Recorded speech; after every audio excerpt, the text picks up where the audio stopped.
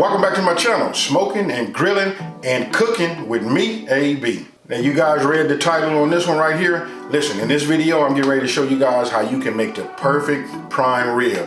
I wanted to call it like restaurant prime rib. And listen, please bear with me. Please don't say, ugh, that meat ain't ready. You know what? Because a lot of us don't eat our prime rib the way that that you see it served in the restaurants and how you see it on their thumbnails inside of their menus.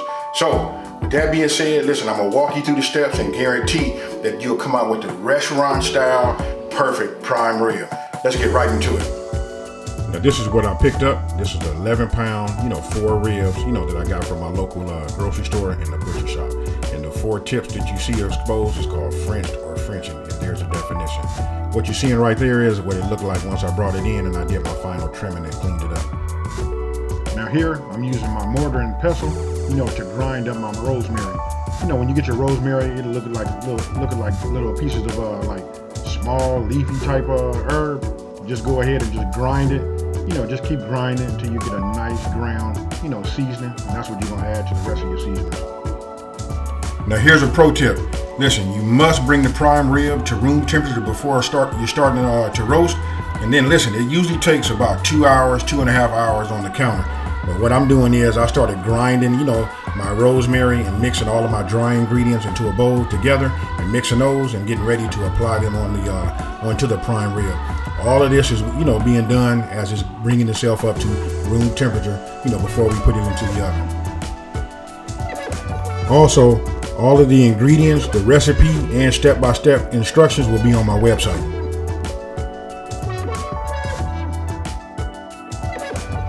Now, you just go ahead and sprinkle, drizzle, spread, rub your dry ingredients all over your prime rib. And as you can see right here, I started with the bone side up, because this is going to be the way I put it in. When I put it into the roaster, I like to put it bone side down. So I just start this way, I pat it on there, and then I flip it over, and then I just repeat.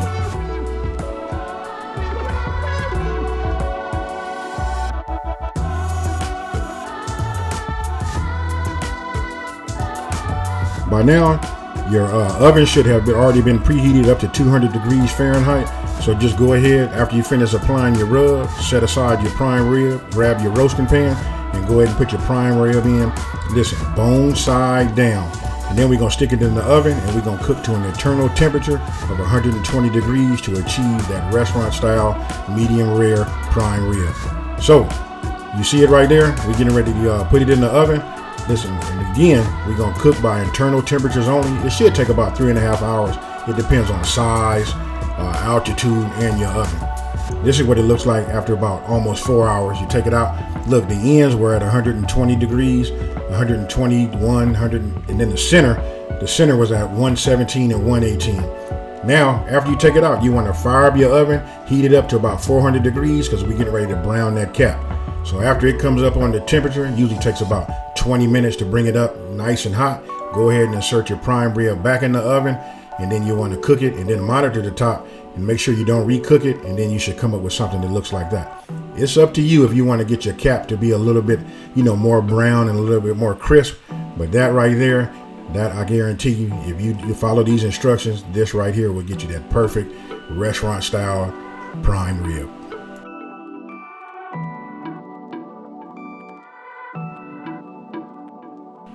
One thing I didn't show you is that, listen, you want to let it to rest. It usually takes about 30 minutes or something like that, but you want it to rest until the internals get to 120 degrees after you came out after browning the cap, and then that's when you start your carving. That's another pro tip right there. And right here, I'm just cutting the twine that was used to keep the bone, the bone and the prime rib together. So listen, when we pick it up, you're gonna see it's gonna separate from the bones. And listen, we're on our way to having restaurant style prime rib.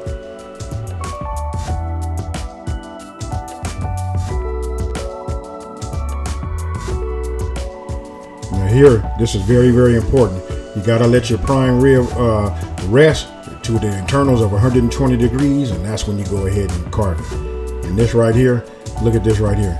That right there is medium rare prime rib restaurant style. And listen, I got it for those of you guys that don't eat your meat.